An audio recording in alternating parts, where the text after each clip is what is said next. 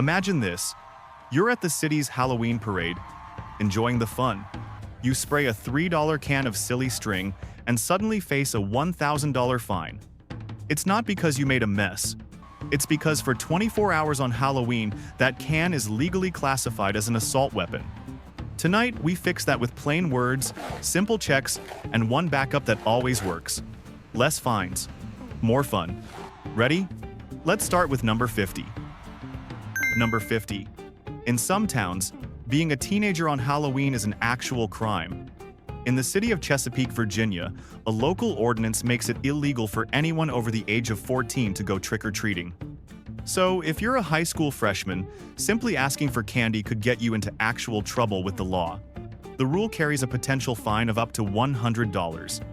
Reportedly, the original 1970 version of the law even threatened 6 months of jail time. It's like getting a speeding ticket for growing up too fast. Suddenly, that feeling of being too old for this becomes official city policy. Number 49. That joke from our opening scene isn't a joke at all. In Hollywood, California, it is illegal to use, sell, or possess silly string in public on Halloween. This ban applies to a huge stretch of Hollywood Boulevard from 12:01 a.m. on October 31st until noon on November 1st. The law was passed back in 2004 to prevent massive cleanup costs and public nuisance. If you're caught, you could face a fine of up to $1,000. Put simply, that can of $3 string could cost you more than your rent. It's the one night in Hollywood where being cheesy is officially off limits. Number 48. Sometimes, the scariest thing on Halloween is an old law nobody bothered to repeal. In the town of Dublin, Georgia, it's illegal for any person to appear in public while in a mask or other device which conceals his identity. This law doesn't have an explicit exception for Halloween. So that ghost face mask or your kid's superhero costume could technically make you a lawbreaker. While police don't typically enforce this on trick-or-treaters, the text of the law is still active. Critics say these old, vague laws create a risk of selective enforcement. It's like a haunted house that's been abandoned. Probably safe, but you still don't want to be the one to find out. A classic case where your costume might be legal by tradition, not by the book. Number 47. In the eyes of your HOA, good holiday spirit has a very strict expiration date. Many homeowners associations have rules that dictate exactly when you can put up and take down seasonal decor. A common rule allows decorations to go up no more than 30 days before a holiday, and they must be removed within 2 weeks after. This means putting up your spooky skeletons on October 1st could be a violation. Violators often receive a warning letter first. But if the inflatable spider stays up, some HOAs will reportedly start issuing daily fines, which can add up to hundreds of dollars. In other words, your Halloween decorations could end up costing more than a Thanksgiving turkey. It's the ultimate trick-or-treat. The trick is reading the fine print, or they get the treat. Number 46. Your kid's awesome ninja costume could get them sent home from school. Many school districts enforce a strict no weapons policy that extends to costume props, no matter how fake they look. This includes plastic swords, toy blasters, and even flimsy cardboard scythes for a Grim Reaper outfit. The logic is that it's impossible for staff to distinguish between a harmless prop and a potential threat in a crowded hallway. It's like an airport security line for elementary school. Everything that even resembles a weapon gets confiscated. So before you send your little warrior to the classroom parade, make sure their only weapon is a killer smile. Number 45. Putting your dog in a cute pumpkin outfit could technically be animal cruelty. Many cities have animal welfare laws that prohibit dressing pets in anything that restricts their movement, breathing, or vision. While these laws are meant to stop actual abuse, their language is often broad. A costume that's too tight, too heavy, or has parts covering the eyes could be a violation. The last thing you want is for your wholesome dog picture to become evidence in a complaint. The bottom line is, if your pet looks more miserable than festive, you might be breaking the law. So, keep it simple, keep it safe, and make sure the only thing your pet is feeling is the extra attention. Number 44. Going trick-or-treating without reflective tape could get you stopped. In a handful of small towns, local ordinances require children's costumes or candy bags to have reflective material on them after dusk. These rules were passed with the best intentions, to make kids more visible to drivers on dark, busy streets. Enforcement is usually about education, not punishment. An officer might stop you just to hand you a roll of reflective tape for free. It's like a mandatory safety upgrade for your costume, courtesy of the local police department. It might seem like an overreach, but on a night filled with distractions, a little extra visibility is never a bad thing. Number 43. Your teenager needs to be home before the late news even starts. Dozens of towns and counties across the country enact special, stricter curfew specifically for Halloween night. While a normal weekend curfew for minors might be midnight, the Halloween version can be as early as 8 or 9 p.m. These are often aimed at preventing vandalism and other mischief by unsupervised teens. Police can and do patrol neighborhoods to enforce them, ordering groups of kids to head home. So, to be clear, "I'm just walking my little sister" is not a valid excuse after curfew. It's a stark reminder that on Halloween, the clock ticking towards your bedtime might be an actual city ordinance. Number 42. Your giant front yard dragon could be a public menace. It's not an HOA rule this time, it's city code. Most towns have ordinances against obstructing public rights of way, which include sidewalks. If the wing of your inflatable griffin or a tentacle from your Kraken display spills over onto the concrete path, you are technically blocking pedestrian traffic. This becomes a bigger deal if it forces someone, especially a person with a stroller or in a wheelchair, to walk on the street. It's like bad parking, but with a mythical beast. You're taking up a space that doesn't belong to you. You might get a warning, or you might get a fine for obstructing public access. Number 41. Selling those spooky homemade cupcakes could land you in hot water. Most states have cottage food laws that regulate how you can sell food made in your home kitchen. While some states are very relaxed, others require permits, labeling, and adherence to strict safety rules. Setting up a small table on your lawn to sell ghost-shaped cookies or other treats to trick-or-treaters could be seen as an unlicensed food operation. Health inspectors aren't usually patrolling on Halloween night, but a complaint from a neighbor is all it takes to trigger an official inquiry. What that really means is your friendly bake sale could become a bureaucratic nightmare. So, if you plan on selling your creations, do your homework first. Number 40. A plastic pumpkin carving knife in your kid's backpack can trigger a full-blown crisis. This is where zero-tolerance policies get truly terrifying. In one reported case, a middle school student was suspended for bringing a small, plastic knife from a pumpkin carving kit to school. The school's official letter allegedly stated the item was a violation of their policy against dangerous instruments. The student received a 3-day suspension for a flimsy piece of plastic, creating a mark on their permanent record. The payoff here is understanding that context does not matter in these situations. The rule is absolute. So check, double-check, and then triple-check your kid's bag in October, because the school board isn't going to care that it came with the friendly ghost stickers. Number 39.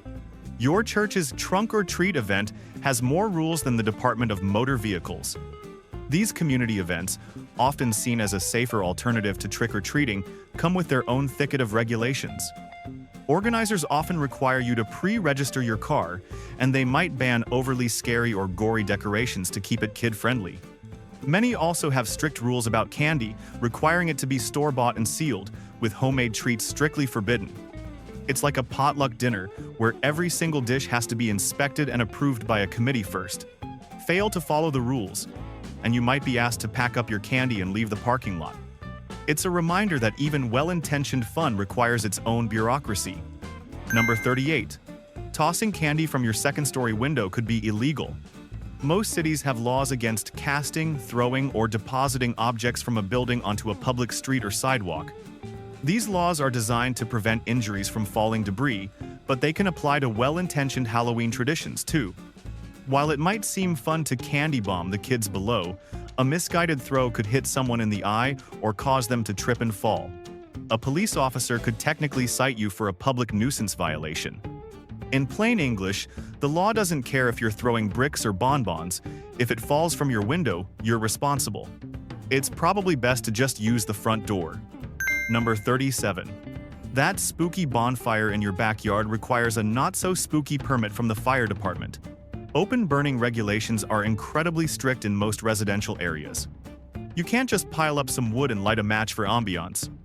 Recreational fires, even small ones in a fire pit, often require a permit and must be a specific distance from any house, fence, or overhanging trees, usually 25 feet or more.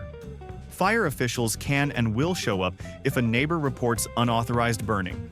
It's like filing a flight plan before you fly a plane. You have to tell the authorities what you're doing, where, and for how long. The fines for illegal burning can be substantial, instantly turning your cozy gathering into a very expensive mistake. Number 36. Your neighbor can call the police because your decorations are too annoying. This goes beyond HOA rules and into public nuisance laws. If your Halloween display includes bright, flashing strobe lights aimed at a neighbor's bedroom window or a screaming animatronic that goes off every 30 seconds all night long, you could be in trouble. Most cities have ordinances that define a public nuisance as anything that is injurious to health, indecent, or offensive to the senses. A sleep-deprived neighbor can absolutely make the case that your display fits that description.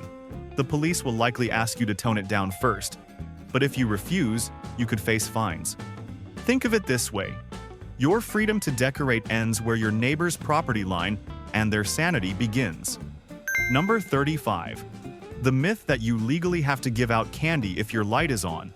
This is a persistent urban legend that pops up every year. The story goes that some towns have a law.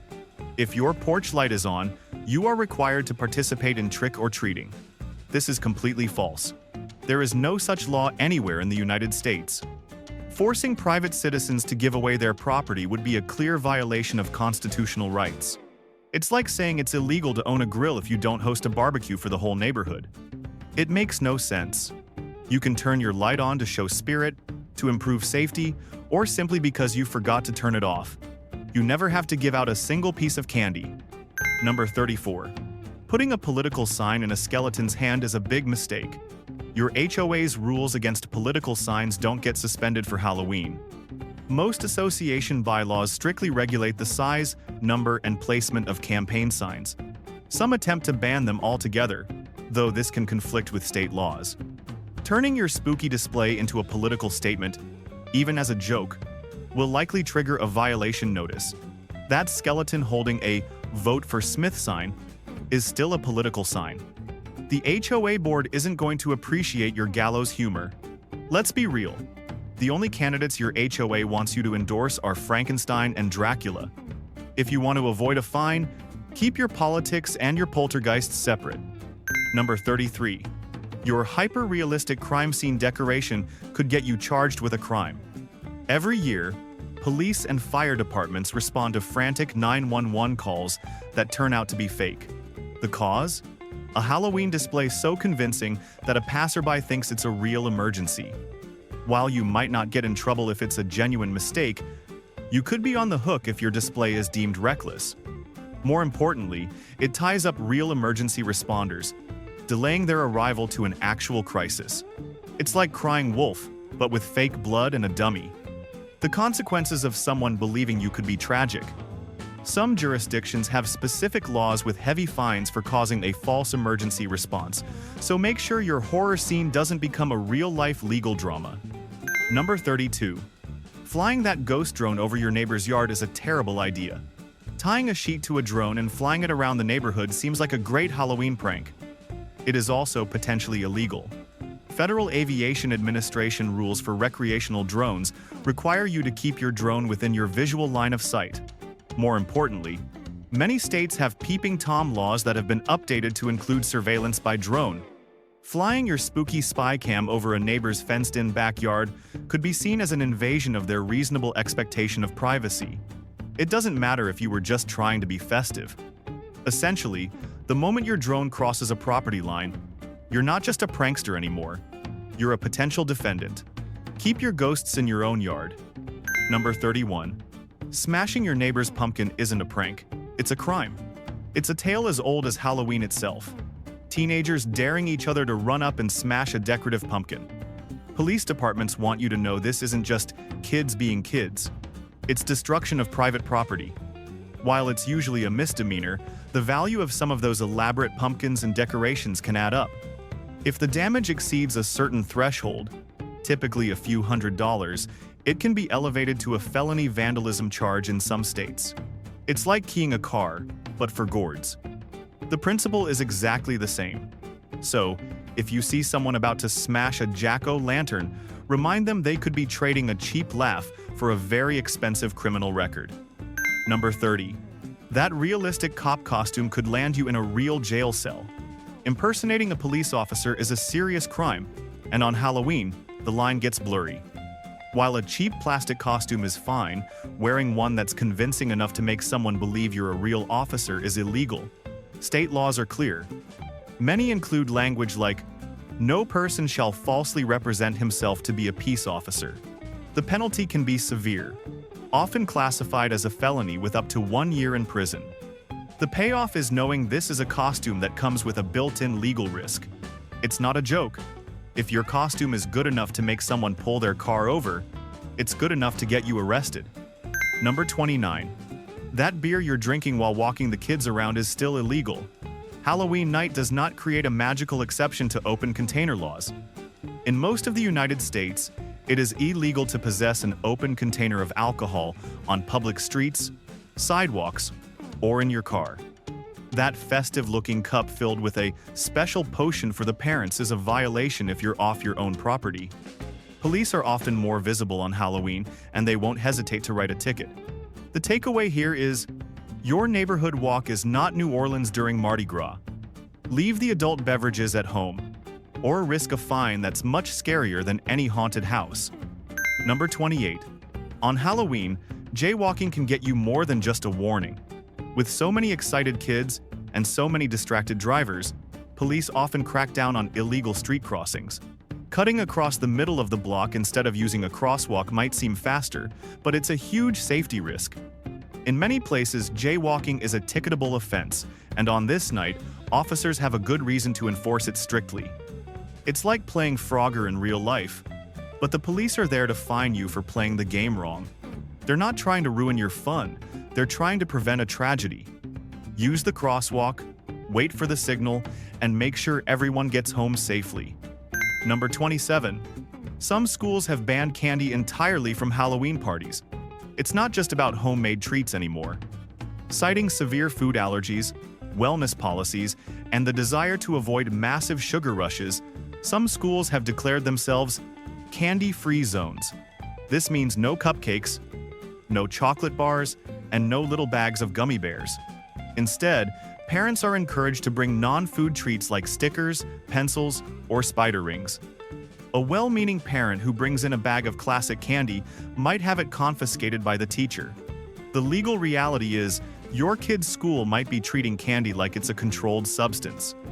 Always check the official classroom party memo before you buy anything. Number 26. The legendary poison in the candy panic is almost entirely a myth. For decades, parents have been terrified by stories of strangers putting razor blades or poison in Halloween candy. While tampering with food is a very serious federal crime, the number of documented cases of strangers randomly targeting children this way is virtually zero. Almost every widely reported case has been debunked as a hoax or a tragic incident within a family, not a random attack. It's like a campfire story that got out of control and is now told by the nightly news. So, while it's always smart to inspect your kids' candy, the real dangers on Halloween are traffic accidents, not tainted treats. Number 25. That no trespassing sign doesn't magically disappear on October 31st. Halloween gives you an implied license to walk up to a stranger's door to ask for candy. But that license is immediately revoked by a clearly posted sign. If a property has a no trespassing or private property sign, you are legally not allowed to enter, even if you're just trick-or-treating. Ignoring the sign means you're no longer a welcome guest, you're an intruder. Or to put it another way, a locked gate and a warning sign are the universal code for "we are not participating." Respect the sign, respect the property, and just move on to the next house. Number 24. That giant spider on your car's back window could get you pulled over. State traffic laws require drivers to have a clear and unobstructed view through their front, side, and rear windows. While a small decal might be okay, covering your rear windshield with a huge decoration or fake blood splatters is a clear violation. The same goes for anything that could fly off and hit another car, like a poorly secured witch's hat on your roof. It's like trying to drive while wearing a blindfold. If you can't see what's behind you, you are a danger to everyone. You could be ticketed for an obstructed view and forced to remove the decoration on the spot. Number 23. Your epic Halloween party has a strict legal shutdown time. General noise ordinances are in effect 365 days a year, including Halloween. In most towns, the limit for unreasonable noise starts at 10 or 11 p.m. on weeknights. This means your loud music, screaming guests, and spooky sound effects need to quiet down, or you could get a visit from the police. A first-time violation usually results in a warning. A second visit could mean a hefty fine. The legal reality is, the city doesn't care about your party's vibe. It cares about your neighbor's right to sleep. The party doesn't have to stop, but the noise does. Number 22. The law that forces certain people to be invisible on Halloween. This is a serious one. In many states, registered sex offenders are subject to special restrictions on Halloween. These laws often require them to keep their porch lights off, refrain from decorating, and not open their door to trick-or-treaters. Some jurisdictions even require them to post a sign stating they are not participating in Halloween. It's like a digital "no trespassing" sign enforced by the legal system itself. These rules are designed to prevent any contact between offenders and children, but critics argue they create a false sense of security while publicly shaming people who have already served their time. Number 21. Taking the whole bowl of candy could make you a porch pirate. You know the scene. A bowl left on the porch with a sign that says, "Take one." Someone inevitably walks up and dumps the entire thing in their bag.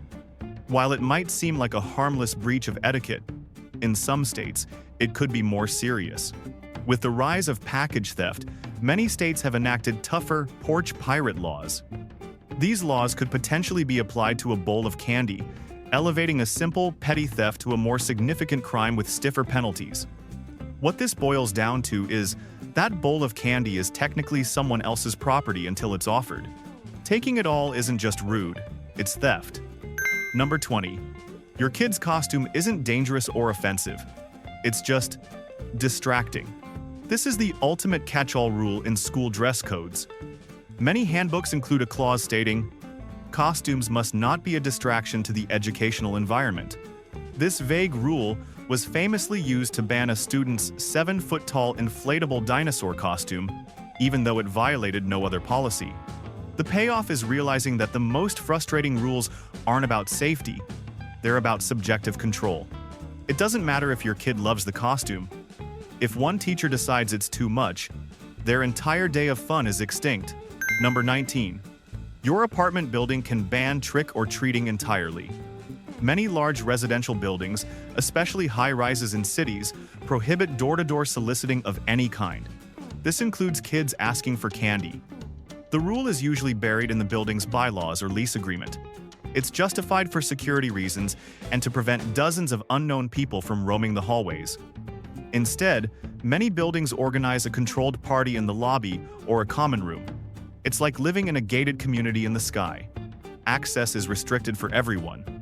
So, before you get the kids' costumes ready, check with your building manager, or you might be trick-or-treating in the elevator. Number 18. Some towns have an official rain date for Halloween. This isn't a joke. In communities prone to severe weather, town councils will sometimes officially postpone trick-or-treating to a safer date, like the following weekend. The decision is usually announced on the town's official website or police department's social media page. This creates a bizarre situation where Halloween might happen on November 1st or 2nd. Essentially, the government can literally reschedule a holiday because of a bad weather forecast. It's a practical safety measure that also feels fundamentally wrong, like celebrating your birthday a week late just because it was cloudy. Number 17. You can be kicked out of a stadium for wearing the wrong mask. Most NFL and college stadiums ban any masks that cover the entire face for anyone over the age of 12. This rule is in effect year-round, but it catches people by surprise on Halloween weekend. The policy is designed to ensure security personnel can identify every person inside the venue. So your full-face Darth Vader or Michael Myers mask will have to be taken off at the gate. It's like a nightclub's dress code, but for safety instead of style. No face, no entry. Security won't care how much you paid for the ticket. The rule is absolute. Number 16. In Alabama, it is illegal to dress up as a priest for Halloween. This sounds like a fake law, but it's real. An Alabama state law makes it a misdemeanor to pretend to be a minister of any religion, or a priest, or a nun, for the purpose of fraud or ridicule.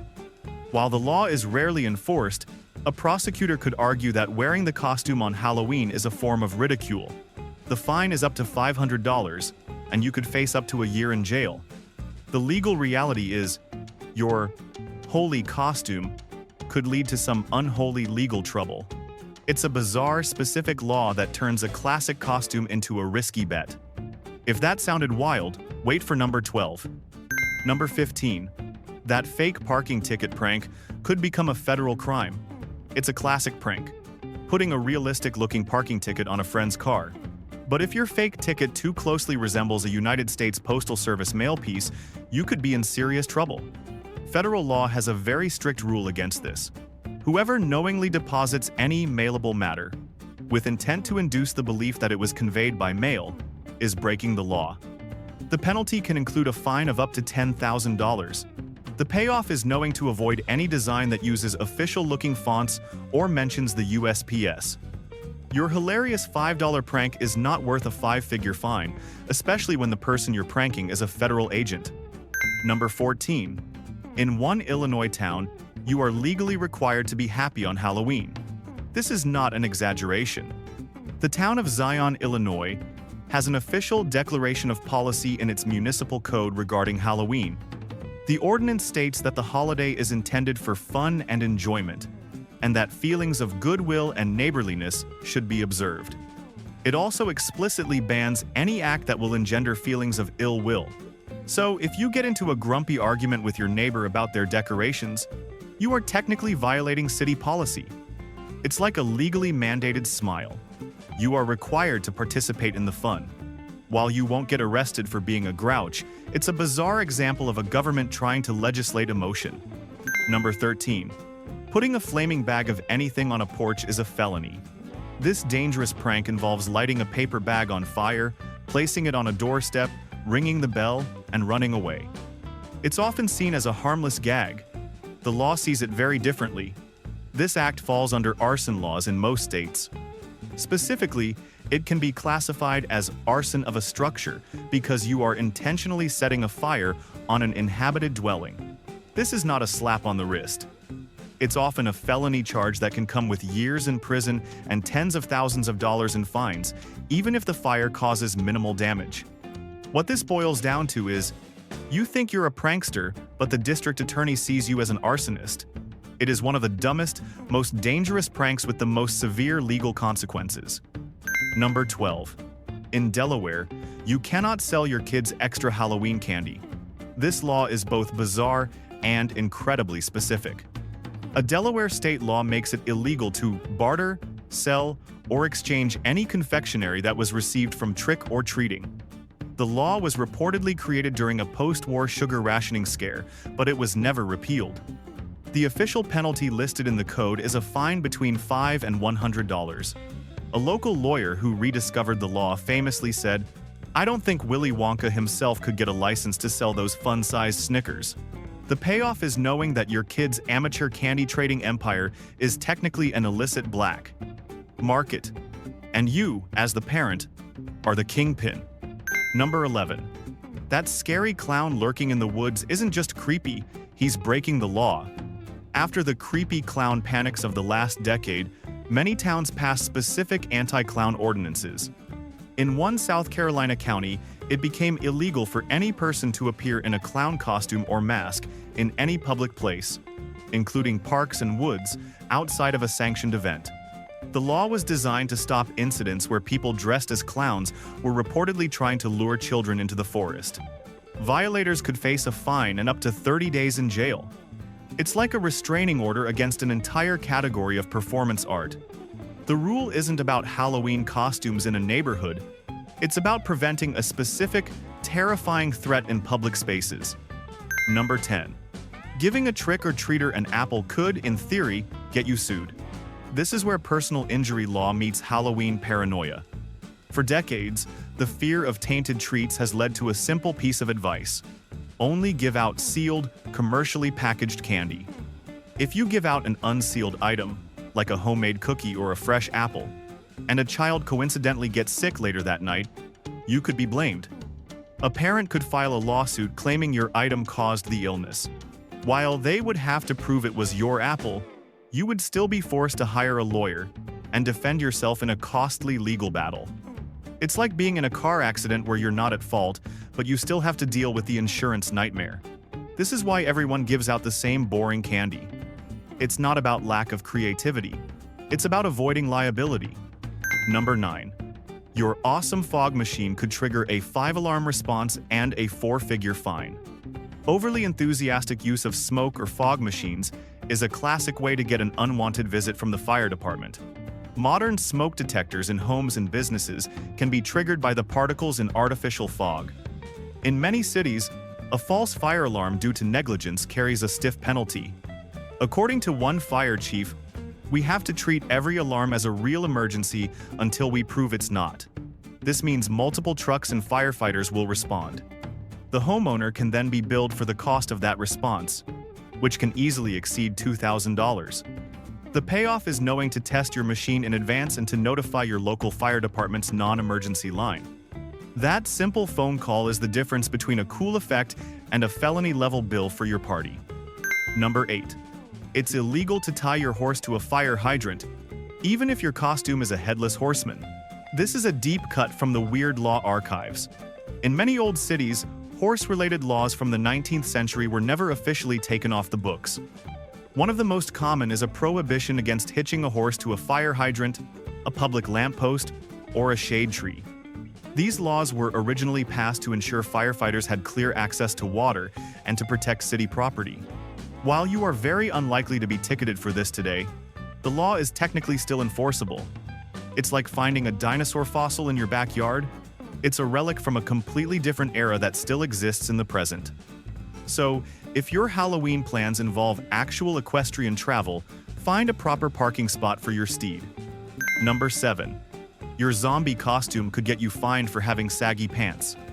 In several towns across the US, so-called saggy pants ordinances make it illegal to wear pants that hang low enough to expose your underwear. These laws are not suspended for Halloween. So if your risen from the grave zombie look includes torn clothes and pants hanging off your hips, you could be in violation. The fines typically range from $25 to $100. Critics argue these laws are unconstitutional and used to unfairly target young people, but they have been upheld in some local courts. Essentially, the local government is officially acting like your disappointed grandparent, telling you to pull your pants up. It's a bizarre fashion crime that could turn your costume into court evidence. From here on, every item has one detail you will want to retell. Number 6. Your HOA can fine you for leaving your jack-o'-lantern out for one day too long. This is the dark side of the decoration timeline rule. While many HOAs give you a grace period, some are notoriously strict. We found one association bylaw that requires all seasonal decorations to be removed within 72 hours of the holiday ending. After that, the fines begin. An HOA president was quoted in a local news story saying, "The rules exist to maintain property values. A rotting pumpkin is an eyesore." The fine started at $50 per day. By mid-November, that pumpkin could cost you more than your monthly HOA dues. The payoff is simple. Read your bylaws.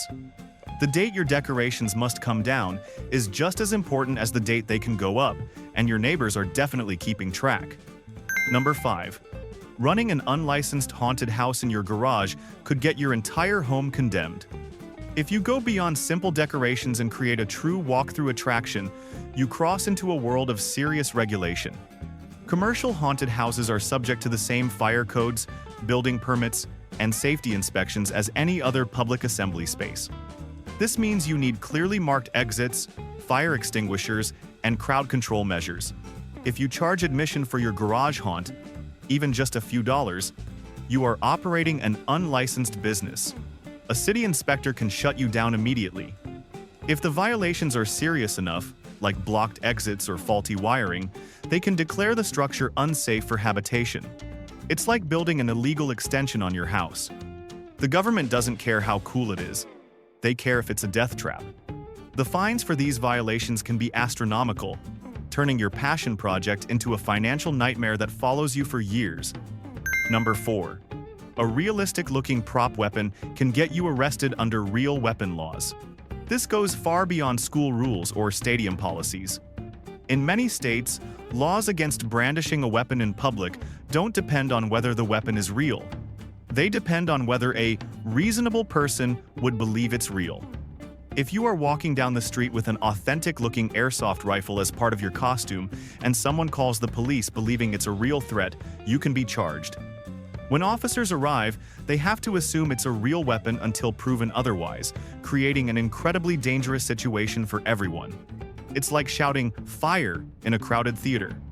The panic you cause is the crime, regardless of your intent. The legal consequences can be severe, including felony charges for making criminal threats. It's a costume choice that can irrevocably change, or even end, your life. Number 3. That killer clown prank call could cost you more than a new car. This is the crime of swatting, and on Halloween, it becomes a terrifying prank. It's when someone makes a fake 911 call to report a violent crime, like a hostage situation, at a victim's address. This triggers a massive police response, often including a SWAT team. Federal and state laws have become incredibly severe for this. One federal law states the caller can be forced to reimburse any government agency for the costs incurred in responding to the emergency. This can amount to over $10,000 for a single incident. And that's before the criminal penalties, which can include up to 20 years in prison. A former U.S. attorney said, "To be blunt, swatting is not a prank. It's a crime that can have deadly consequences. The payoff is knowing this isn't just a mean joke. It's a form of domestic terrorism that can get people killed. And the person who makes the call will be held responsible for every single dollar and every single tragic outcome." Number 2. You can get a lifetime ban from a theme park for wearing the wrong costume. Major theme parks, like those run by Disney and Universal, have incredibly detailed costume policies for their Halloween events. One of the strictest rules is that guests over the age of 14 are forbidden from wearing costumes that could make other guests mistake them for an official park employee or character actor. This means no professionally made princess gowns, no movie-accurate superhero suits, and absolutely no authentic-looking employee uniforms. The parks do this to protect their brand and to ensure guests don't follow instructions from a fake employee. If you violate this rule, security will ask you to change or leave. If you refuse or cause a scene, you can be issued a trespass order. It's like getting kicked out of a country and having your passport revoked. A trespass order is often a permanent, lifetime ban from all of the company's properties worldwide. Imagine being banned from every Disney park on Earth, for life, because your Captain America costume was just too good. Number 1. In one American beach town, it is illegal for Halloween to be on a Sunday. This is the undisputed champion of dumb Halloween rules. In Rehoboth Beach, Delaware, a city ordinance dictates that if October 31st falls on a Sunday, Halloween is officially moved. The law states, in the event that October 31st of any year shall fall on a Sunday, the Halloween celebration shall be held on the prior evening, October 30th. This rule was reportedly put in place decades ago to avoid conflicting with church services. According to the city manager, police will actually enforce the rule, telling trick-or-treaters to come back on the officially designated night. The penalty for violating the special curfew is a fine of up to $150. The payoff is understanding that even the calendar itself is not safe from bureaucracy. It's the only place in America where you can get a ticket for celebrating a holiday on the actual holiday, proving that sometimes the scariest monster on Halloween is a city council meeting. So there you have it. 50 ways your Halloween fun could get you fined, flagged, or even arrested. From your front yard to the city limits, there's always a rulebook waiting. Remember, these rules can and do change. Rules vary by city and state.